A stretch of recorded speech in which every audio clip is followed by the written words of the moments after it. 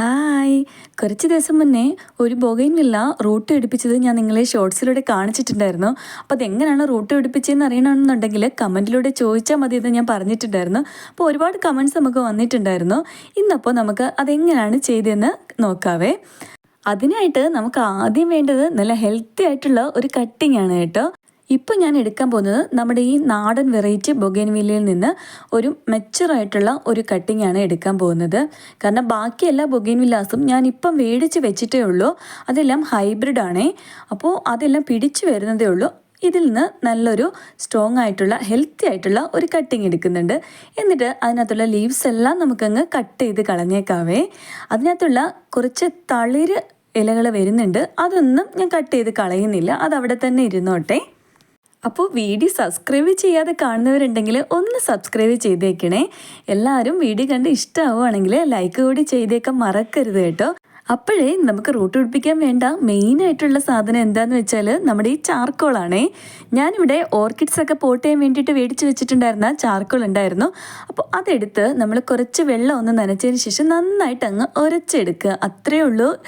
എന്നിട്ട് അതിനകത്ത് നിന്ന് കുറച്ച് നമുക്ക് അതിൻ്റെ താഴ്ഭാഗത്തേക്ക് കട്ടിങ്സിൻ്റെ താഴ്ഭാഗത്തേക്ക് തേച്ച് കൊടുക്കാം. അത് ഞാൻ എടുത്തത് വീഡിയോയിൽ കറക്റ്റ് കിട്ടിയിട്ടുണ്ടായിരുന്നില്ല കേട്ടോ.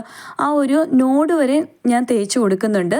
നന്നായിട്ട് നനച്ചതിന് ശേഷം നമ്മൾ എവിടെയെങ്കിലും പാറക്കല്ലിലേക്കോ എവിടെയെങ്കിലും ഒന്ന് ഉരച്ചതിന് ശേഷം വേണം നമ്മൾ അതെടുത്ത് വിരലിൽ ഒന്ന് തേച്ചിട്ട് നമ്മൾ ആ സ്റ്റെമ്മിലേക്ക് നമുക്ക് തേച്ച് കൊടുക്കാം. നന്നായിട്ട് പോട്ട് മിക്സിൽ ഞാൻ മണ്ണ് മാത്രമേ എടുത്തിട്ടുള്ളൂ. അത് നന്നായിട്ട് വെള്ളം നനച്ചിട്ടുണ്ടായിരുന്നു. എന്നിട്ട് കുറച്ചുകൂടി വെള്ളം ഞാൻ ഒഴിച്ചു കൊടുത്തിട്ടുണ്ട്.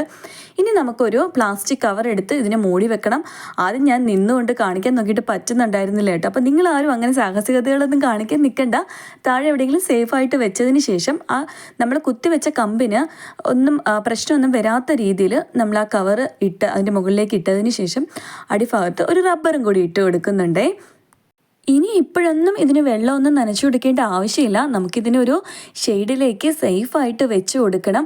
ഏകദേശം 1 മന്തൊക്കെ കൊണ്ട് റൂട്ട് നന്നായിട്ട് പിടിച്ച് കിട്ടും, നല്ല കിളിർപ്പൊക്കെ വന്നു തുടങ്ങും. അപ്പോൾ അങ്ങനെയൊക്കെ വന്നതിന് ശേഷമാണ് ഞാൻ നിങ്ങളെ കാണിച്ചിട്ടുണ്ടായിരുന്നത്.